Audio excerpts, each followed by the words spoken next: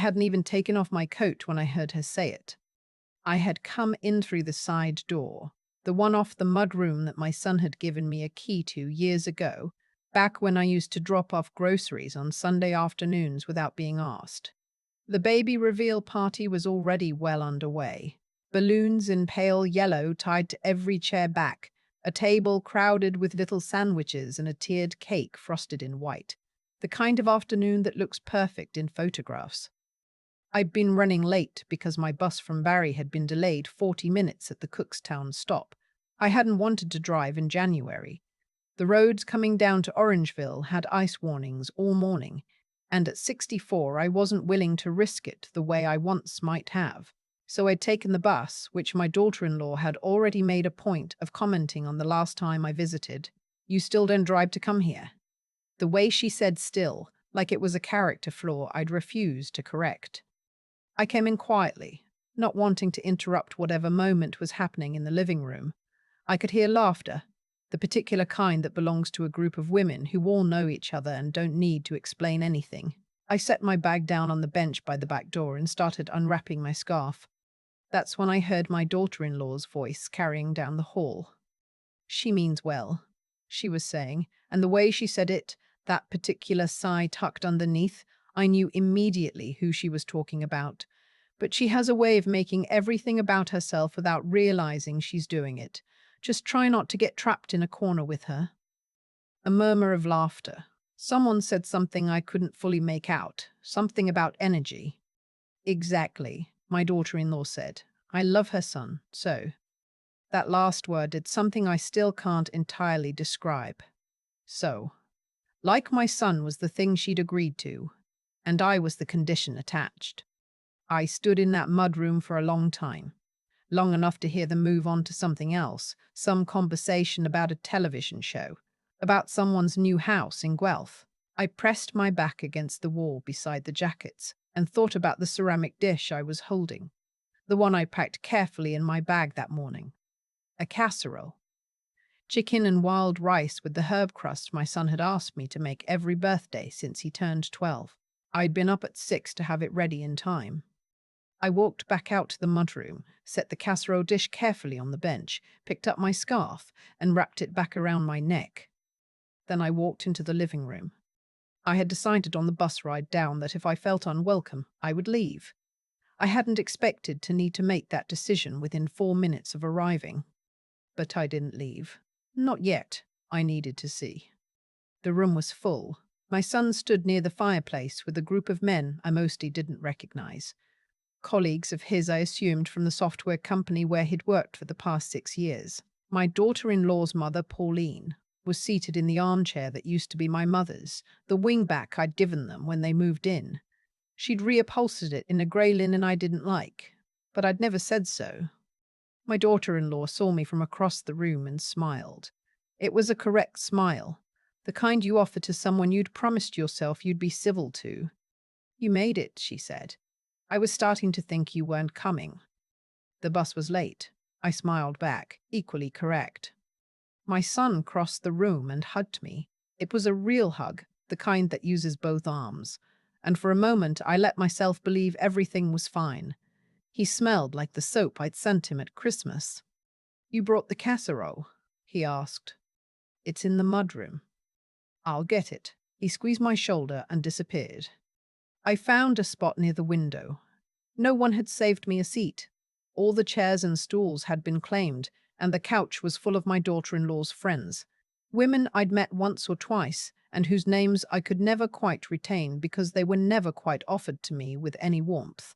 I stood with a paper plate of food I didn't taste and watched the room move around me like I was furniture. Pauline held court from the wingback.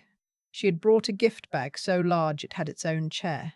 She made a toast, and everyone raised their glasses, and she cried. Beautiful. Practiced tears that made the room sigh with appreciation. She'd been planning this grandmother role for years, I could tell. She had prepared. I had brought the casserole and a hand-knit blanket I'd been working on since October. Pale yellow, because they hadn't told us the sex yet. I'd knitted in a pattern my own mother had taught me, A simple chevron that I'd been doing so long my hands didn't need to think about it anymore. I'd knitted it during the news in the evenings, during the long stretches of quiet in my apartment since my husband Dennis had passed 3 years ago. When they opened gifts, Pauline's was a home nursery set, coordinated, monogrammed, from a boutique in Toronto that I'd never heard of. Everyone exclaimed. My daughter-in-law held up each piece, and Pauline pressed her hands to her chest. My blanket was opened more quietly near the end. "Oh, that's sweet," my daughter-in-law said. She set it aside. I drove home. I know I said I'd taken the bus, and I had, coming down, but my son drove me back to the GO station in Barrie, and I sat in the passenger seat and looked to the window and said very little, and he filled the silence by talking about the company expansion and a trip they were planning to Portugal in the spring. He didn't ask how I thought the party went. I didn't tell him. My neighbor Vera was waiting for me with a pot of tea when I got back. She'd seen my light off all day and had a key for emergencies.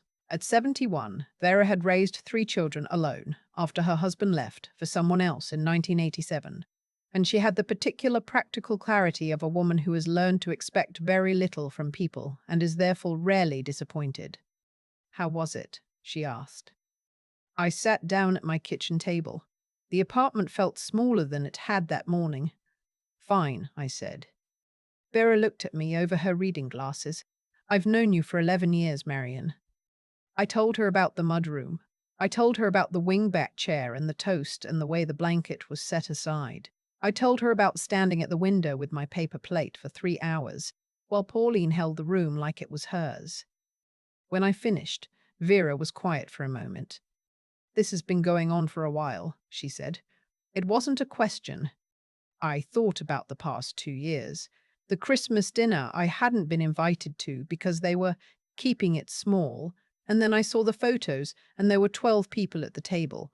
The time I'd called to say I was in the area and my daughter-in-law had said they were busy, and 3 hours later my son posted a photo of them at a restaurant with her parents. The birthday card I'd mailed that arrived opened, clearly read, never acknowledged." "Yes," I said. "A while." "What are you going to do?" Vera asked. I didn't have an answer. My son was my only child. His father had been gone 3 years. The baby coming in June was going to be my first grandchild. Every feeling I had about the situation was tangled up with that fact, with the fear that any boundary I set would cost me something I couldn't afford to lose. "I don't know yet," I said. Vera poured more tea. "You don't have to know tonight." I didn't sleep well. I lay awake in my apartment on the 4th floor of a building in downtown Barrie, listening to the plows on the street below, thinking about that word. So. I love her son, so. As if I were a problem she'd agreed to absorb in exchange for something she actually wanted. In the morning, I called my son. He answered on the second ring. "I had a good time yesterday," I said, testing something. "Yeah, it was great." He sounded distracted. I could hear him making coffee in the background. Pauline really came through with that nursery set. "The blanket I brought," I said. "I started it in October." A pause. "Mum, I just wanted you to know that. It took 3 months." "I know, and it's beautiful." Nadia appreciated it. I wanted to ask if Nadia had said so. I didn't. Instead, I said, "I heard what she said to her friends yesterday when I came in." I was in the mudroom. The coffee sound stopped. She was telling them how to avoid me. My son said nothing for a long moment. Then, "She was probably just nervous about the party. She gets anxious when." She told them I make everything about myself. My voice was very steady. I was grateful for that. In my own son's home. "Mom, I'm sure it wasn't." "I'm not asking you to do anything right now," I said. "I just needed you to know that I heard." I hung up, not out of anger. I simply had nothing else to say. The call that followed was harder to describe. I felt like I'd put down something I'd been carrying for a very long time and discovered my arms were so used to the weight that letting it go felt disorienting rather than relieving. I sat at my kitchen table with my hands flat on the surface and looked at the frost on the window and thought, what now? The answer came slowly over the next few weeks. I stopped calling on Sunday afternoons.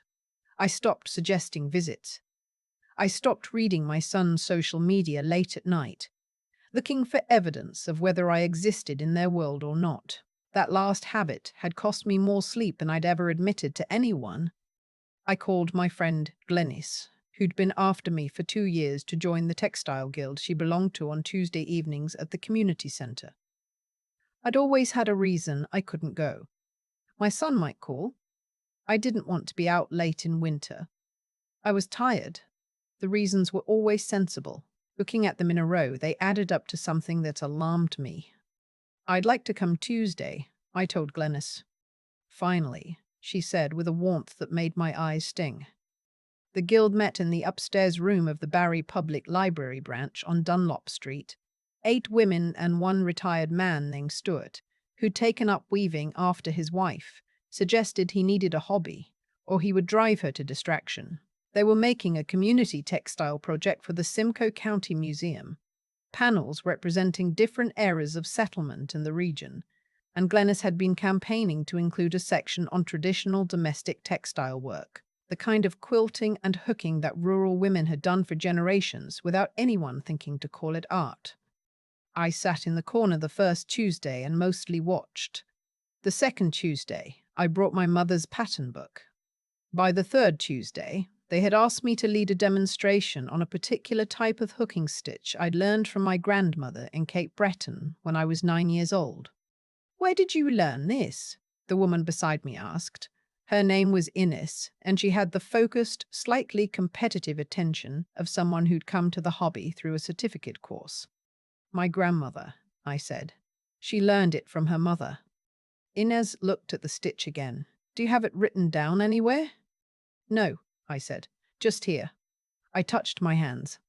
She asked me to show her again. I did, and something I hadn't felt in a long time settled quietly in my chest. The particular satisfaction of being useful, not because you are someone's mother or someone's obligated guest, but because you know something that is worth knowing. In February, my son called. He said Nadia wanted to apologize. He said she'd been under a lot of stress, that the pregnancy had made her anxious, that she hadn't meant it the way it sounded. He was clearly reading from something, or close to it. The phrasing was too even, the pauses in the wrong places. "Tell her I appreciate that," I said. "Maybe you could come down in March. We could have dinner." "I'll let you know," I said. The silence on his end told me this was not the response he'd expected. After we hung up, I sat with the feeling for a while. It wasn't vindication. I'd never wanted to be right, would have preferred to have been wrong about all of it. It was something closer to clarity, an understanding that what had been happening for 2 years was not a series of accidents or oversights, and that accepting a second-hand apology as resolution would require me to pretend otherwise. The thing that changed me most happened by accident, the way most things that matter seem to. A woman from the guild, Harriet, had mentioned in passing that her elderly mother was trying to sort through decades of belongings before moving from her house in Aurelia into an assisted living residence. "She has all these quilts," Harriet said, exhausted sounding. "She doesn't want to just give them away to Value Village, but nobody in the family has room." "Bring them," I said. I don't know what made me say it. Harriet brought 9 quilts the following Tuesday, folded in a laundry basket. They were old, not antique in the collector sense, but genuinely worn, made to be used. One of them had patches from what was clearly a child of clothing, flannel shirts and corduroy pants, the kind of thing a mother saves when children outgrow things too quickly to throw away. There were tiny, even stitches along every seam that I recognized as the work of a woman who'd done this thousands of times by lamplight, by the window, at the kitchen table after the dishes were done. I spent the rest of that week photographing them, documenting the stitches, matching the fabrics to approximate decades. I wasn't sure why. It felt necessary. By the end of February, I had a collection of 42 photos, a set of notes on each quilt, and a creeping sense that someone ought to know this had existed. I sent the photos to the museum contact from the guild. She called me back the same afternoon. These are extraordinary, she said. Would you consider writing up your documentation? We'd like to include it in the exhibit. I said yes before I finished thinking about whether I should. The exhibit documentation turned into a 2-hour workshop at the museum in April. The workshop was listed in the Barry Examiner, and after it ran, I received emails from 7 different women who had quilts in their families. They didn't know what to do with. One of them had a stack of rag rugs her great-aunt had made on a loom in a farmhouse outside Collingwood. Another had crocheted doilies her mother had brought from Portugal, that no one in the next generation wanted, but no one was willing to discard. I started saying yes to all of it. I didn't plan to build anything. I was simply saying yes when people asked, and people kept asking. Glennie started calling it the archive, not officially, just between us. How's the archive going? She'd say on Tuesdays, and I'd tell her 3 new pieces, a contact at Georgian College, a woman in Penetanguishn who'd found an intact weaving frame in her barn. In March, my son and daughter-in-law came for dinner. I cooked the chicken and wild rice again, because my son still asked for it, and because I wasn't willing to diminish the recipe by withdrawing it. The 3 of us sat at my small table, and the evening was polite and careful. My daughter-in-law admired the photographs on my wall. She asked about the guild. She was visibly, effortfully trying. I appreciated the effort. I didn't mistake it for transformation. Near the end of the evening, my son asked about the archive. He'd seen something on the museum's social media. "You're doing all this documentation work now," he said, and I heard the surprise in his voice. Not unkind, but genuine, like he was seeing something he hadn't known was there. "Since January," I said. "Why didn't you tell me?" I looked at him. He was 33. He had his father's eyes and my mother's chin, and a way of being oblivious that I recognized from the mirror. "I didn't think you'd be interested," I said. He was quiet for a moment. Then, "I should have been asking." Nadia said nothing. She was looking at the photographs of the quilts I pinned to the corkboard by the window, the chevron pattern, the ones from Harriet's mother's house. "Is that the kind of pattern you used for the blanket you made?" she asked. "Similar," I said. "That one was my grandmother's." She nodded slowly. I couldn't tell what she was thinking. That was true of her most of the time. They left at 9. My son hugged me in the doorway and held on an extra moment, which told me he'd had some version of this conversation with himself before tonight. "I'm sorry, Mom," he said, quietly enough that Nadia wouldn't hear from the car. "I know," I said. It was enough for now. Not enough for everything, but enough for now. The harder thing came in April, in a way I hadn't anticipated. I got a letter, paper in an envelope, hand-addressed in a writing I didn't recognize. The return address was a law firm in Orangeville. Inside was a brief note from a solicitor informing me that my late husband Dennis's sister, Agnes, had passed away the previous month, and that Dennis and Agnes's parents had left a clause in their estate documents, obscure, decades old, stipulating that certain family property would pass to surviving children of the marriage, and in the absence of those children, to grandchildren, with a note that any spouse of a deceased child had a right of first refusal on the family cottage near Owen Sound. Dennis had never mentioned this clause. I wasn't sure he'd known about it. The cottage had been in the family for 40 years. Dennis and I had gone there perhaps a dozen times over the course of our marriage. Long weekends in August, once a full 2 weeks with my son when he was 7. I remembered the dock that tilted slightly to the left, the sound of loons in the early morning, the way my son used to collect rocks from the shoreline and bring them inside as if they were precious. The right of first refusal meant I could buy it before it went to any other party. The price listed in the letter was fair, a solicitor's estimate, probably slightly below market, because the estate wanted it settled without difficulty. By Owen Sound standards, it was still significant. I sat with this for several days. I called Dennis's other sister Rhonda, who lived in Thunder Bay, and had the particular blunt kindness of someone who has lost too many people to spend energy being indirect. "Agnes had no children," Rhonda said, "and I have no interest in a cottage I can't get to. But if you want it, Marion, you should take it. Dennis loved that place." I thought about what it would mean. The cost. First, it would require most of my retirement savings, and the upkeep on a cottage property in Ontario was not trivial. I thought about the property tax, the insurance, the septic system that Dennis had said needed replacing in 2019. I thought about whether any of this was practical. Then I thought about my son's face when I told him about my work with the archive. That surprise, that I should have been asking. And I thought about Nadia, looking at the photographs, the tentative quality of her recently, like she was working something out. And I thought about a little girl or boy expected in June, who would not know their grandfather but might know the dock that tilted slightly to the left. I called the solicitor back on a Thursday morning. I told him I wanted to exercise the right of first refusal. "We'll start the paperwork," he said. "It should be straightforward, a few weeks to closing." I hung up and sat for a long moment in the silence of my apartment. Then I called Vera. "I just bought a cottage," I said. There was a pause. Then she laughed, a real unself-conscious laugh. And it was the best sound I'd heard in months. "I told my son at the end of April, on the phone." There was a long pause. "The one near Owen Sound," he said. "Dad's family's cottage?" "The same one." Why didn't you tell me sooner?" "I needed to decide on my own first." Another pause, this one different, thoughtful.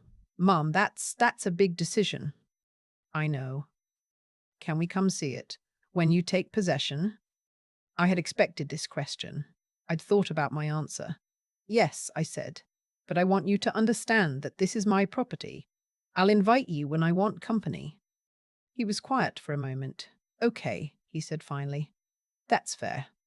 It was the first time in recent memory that he'd responded to a limit of mine with something other than reassurance that my concern was probably an overreaction.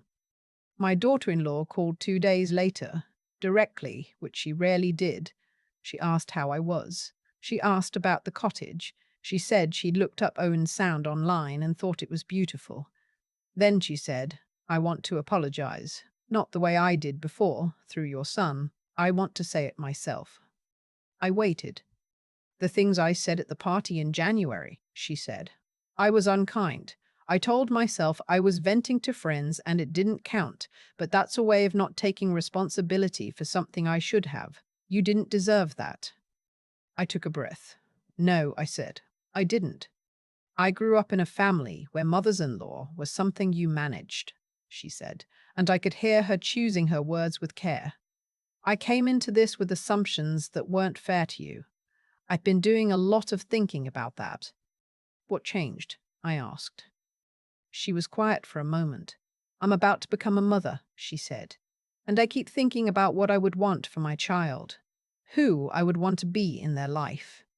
It wasn't a complete accounting. There were other things I would have wanted acknowledged. The Christmas, the birthday card, the accumulated small erasures of 2 years.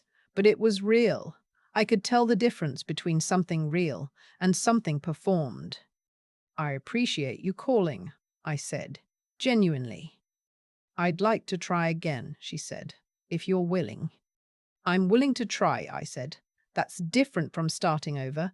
I don't think we can start over, but we can go forward differently." She said that was fair. I took possession of the cottage in mid-May. Vera came with me for the first visit, because she was the person I most wanted with me and because she'd been to Owen Sound once in 1994 and remembered it fondly. We drove up on a Saturday morning with coffee in travel mugs and the radio playing CBC. And when I turned off the highway onto the gravel road through the cedars, I felt something in my chest I hadn't felt in a long time. A kind of arrival. The dock still tilted to the left. Someone had replaced the boards at some point, but the tilt remained, as if the whole thing had simply decided on that angle and saw no reason to reconsider. The loons were out on the water, unhurried, making their sound that I'd never been able to adequately describe to anyone who hadn't heard it. Vera stood beside me on the dock and looked out at the bay. "Dennis would have liked knowing it stayed in the family," she said. "Yes," I said, "he would." My granddaughter was born on the 12th of June, 3 weeks before the due date. which surprised everyone. My son called me from the hospital at 4 in the morning, his voice undone in the way that only new parenthood can accomplish. All the composure gone, just pure astonishment and love. "She's here," he said. "She's healthy. She's so small." I sat in my kitchen in the dark, still in my nightgown, and held the phone with both hands. "Tell me about her," I said. He told me her weight, her length, the particular way she'd looked at him in the first minutes after she was born. He told me her name, Iris. Iris Jean, the middle name after his grandmother, my mother, who had taught me the chevron stitch in Cape Breton when I was 9 years old. I didn't say anything for a moment. "Nadia's idea," my son said. "She wanted her to have a name that meant something." I went to the hospital the next morning, early, before the other visitors. My daughter-in-law was tired in the way that has no real bottom to it, the kind of tired that becomes its own landscape. She looked at me when I came in with something that was not quite warmth yet, but was leaning toward it. Progress, I thought. Real progress. I held Iris for a long time. She had the particular weight of new things, dense and light at once, impossibly specific. Her hands were open. I touched one finger and she curled her whole hand around it in that reflex that newborns have, the one that feels like an answer to a question you forgot you'd asked. The blanket I'd knitted was folded in the corner of the room. It had been brought from home. I noticed it and said nothing. But my daughter-in-law saw me notice. "She's been wrapped in it since we got here," she said. "It's the softest thing." I looked at my granddaughter, Iris Jean, the name my mother had carried for 81 years before she was gone. "She'll have it a long time," I said. In late August, I brought the Guild's archive display to the cottage for the first time, not a permanent installation, just a few quilts I'd been documenting, spread over the beds and the couch so that the light could hit them in the afternoon. Harriet came, and Blennies, and Innies, and Stewart brought his wife, who had not yet been to any of our events, and sat very quietly in the corner looking at a rag rug from Collingwood, as though it was saying something to her. My son and Nadia arrived in the early evening with Iris in her carrier, and my daughter-in-law moved through the cottage carefully, looking at everything. She stopped at the quilt on the back bedroom wall, the one with the patches from a child's clothing, the flannel shirts and corduroy pants, all those careful, even stitches. "Who made this?" she asked. "A woman named Harriet's mother," I said. "I don't know her name, just her hands." Nadia looked at it for a long time. Then she turned to me. "I want to learn how to do this," she said. Not the way she'd said it before, that brief asking in the hospital. This time it had a weight behind it, a decision, not just basic sewing. I mean really learn. I thought about it. "Tuesday evenings," I said. "Come to the Guild, come and learn alongside everyone else. You don't need to be a beginner for long." She nodded. Something in her posture settled, the way things settle when they have found the right place. My son was standing in the kitchen doorway watching us. When I looked at him, he raised his coffee cup slightly, a small gesture that meant something I didn't need him to explain. I stood by the window with Iris asleep in my arms, the loons somewhere out on the water, the cottage full of people I had chosen and people I was still choosing, and the summer evening coming in off Georgian Bay slow and unhurried, like it had nowhere else to be. The chevron blanket was on the couch. Iris Jean's name was already part of a story longer than any of us, stitched in by a woman who had learned from her mother, who had learned from hers, all the way back to someone none of us would ever know, working by lamplight in a house that no longer stood, making something that lasted anyway. I didn't need anyone in that room to say so. I already knew.